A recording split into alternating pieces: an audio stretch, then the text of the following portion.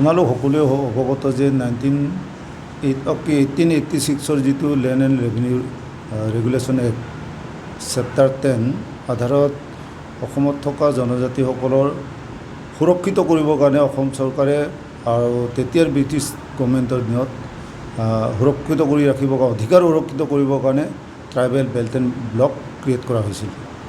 আৰু এই tribal belt and ব্লকটো 1947ত আকৌ এমেণ্ড কৰা হৈছে চেপ্টাৰ 10 এডিং কৰি।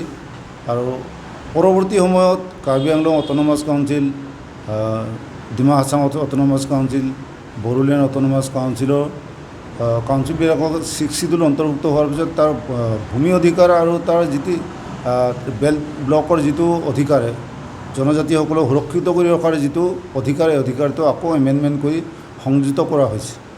বৰ্তমান আমি দেখিবলৈ পাইছোঁ অসম চৰকাৰে ইতিমধ্যে তিৰাপ যিটো ট্ৰাইবেল বেল্ট এণ্ড ব্লক, এই ট্ৰাইবেল বেল্ট এণ্ড ভিতৰত থকা যিবিলাক জনজাতিসকলৰ কাৰণে সুৰক্ষিত যিটো ভূমি অধিকাৰ, এই অধিকাৰটো এক্সটেনশ্যন কৰিব বিচাৰিছে, অনা ট্ৰাইবেলক এক্সটেনশ্যন কৰি দিব বিচাৰিছে। আৰু ইতিমধ্যে কেবিনেটত পাছ কৰিছে, যিটো অসম চৰকাৰৰ সিদ্ধান্তক আমি ঘোৰ বিৰোধিতা কৰিছোঁ।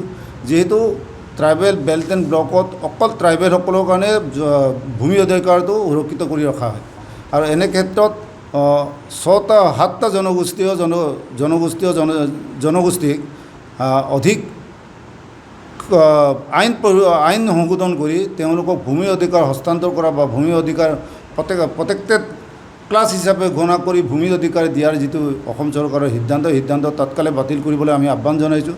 যিহেতু এফালে অসম চৰকাৰে ট্ৰাইবেল বেল্ট এণ্ড ব্লকৰ ভিতৰত থকা যিবিলাক অজনজাতিসকলক উচ্ছেদৰ কথা কয়, আনফালে বেল্ট এণ্ড ব্লকৰ ভিতৰত থকা অজনজাতিসকলক ইতিমধ্যে তেওঁলোকক অধিক অধিকাৰ দিবলৈ বা ভূমিৰ অধিকাৰ দিবলৈ অসম চৰকাৰে সিদ্ধান্ত গ্ৰহণ কৰিছে। এইটো জনজাতিসকলক অন্যায় কৰা হৈছে। আমি দাবী জনাইছোঁ, যোৰহাট জিলা জনজাতি সম্বন্ধীয় সমিতিৰ তৰফৰ পৰা আমি দাবী জনাইছোঁ, অসম চৰকাৰৰ যিটো এইটো সিদ্ধান্ত তৎকালে বাতিল কৰিব লাগে। আমি আশা ৰাখিম অসমৰ জনপ্ৰিয় মুখ্যমন্ত্ৰীয়ে জনজাতিসকলৰ সুৰক্ষাৰ স্বাৰ্থত তেওঁ পুনৰ বিবেচনা কৰিব আৰু পুনৰ বিবেচনা কৰি প্ৰকৃত খিলঞ্জীয়া জনজাতিসকলক সুৰক্ষিত কৰি ৰাখিবৰ কাৰণে অসম চৰকাৰক আমি দাবী জনাইছোঁ। আজি ইয়াতে আমি এটা কাৰ্যসূচী ৰূপায়ণ কৰিছিলোঁ।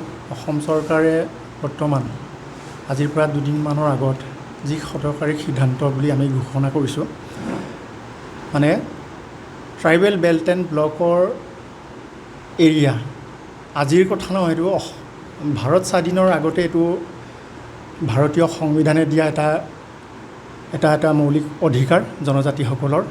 এই জনজাতিসকলৰ ঠাইত মানে বেল্ট এণ্ড ব্লকত আমি যিসকলক উচ্চ বৰ্ণ বা ব্যয়বহুল জনবহুল এটা জনগোষ্ঠীক এই জনজাতি আবেষ্টনী এৰিয়াৰ ভিতৰত এটা সংৰক্ষিত জাতি হিচাপে অসম চৰকাৰে এটা ঘোষণা কৰিব বিচাৰিছে। তাক আমি পোনচাতে নাকচ কৰিবলৈ অসম চৰকাৰক দাবী জনাইছোঁ। ভাৰতীয় সংবিধানে যে কোন শ্ৰেণীৰ মানুহে কেনেকৈ জীয়াই থাকিব লাগে, ভাৰতীয় সংবিধানখন কোন জাতি কেনেকৈ কি এটা মৌলিক অধিকাৰ থাকিব, সেইখিনি ভাৰতীয় সংবিধানে দি থোৱা এটা অনুষ্ঠান। গতিকে সেইখিনিৰ ওপৰত ভাৰত চৰকাৰে সংবিধানখন দিয়াৰ পিছত এতিয়া নিজাববীয়াকৈ অসমৰ মুখ্যমন্ত্ৰী বা তেখেতৰ কেবিনেট পৰ্যায়ত যি এটা সিদ্ধান্ত গ্ৰহণ কৰিছে, জনজাতি আবেষ্টনী অঞ্চলত জনবহুল আৰু খুব আগবঢ়া জাতিক যি তাত মৰ্যাদা প্ৰদান কৰিব বিচাৰিছে বা তাৰ এটা বাসিন্দা হিচাপে বা তাত এটা সংৰক্ষিত এটা শ্ৰেণী হিচাপে এটা দিব বিচাৰিছে, সেইটো আমি অসমৰ জনজাতিসকলে আমি নাকচ কৰিবৰ কাৰণে, এই আইনখন নাকচ কৰিবৰ কাৰণে অসম চৰকাৰক আমি দাবী জনাইছোঁ। গতিকে তাৰ প্ৰতি যিটো আইন ইতিমধ্যে যিটো অধিসূচনা অসম চৰকাৰে ইতিমধ্যে জাৰি কৰিলে বুলি আমি বিশেষ সূত্ৰে গম পাইছোঁ, অসমৰ বিভিন্ন মিডিয়াত ওলাইছে। গতিকে এই আইনখন বা এই অধিসূচনাখন পোনচাতে নাকচ কৰিবৰ কাৰণে অসম চৰকাৰ আমি দাবী জনাইছোঁ। কাৰণ আজি এই আইনখনে আমাৰ জনজাতিসকলক এনেকুৱাকৈ এটা কৰিবলৈ গৈ আছে।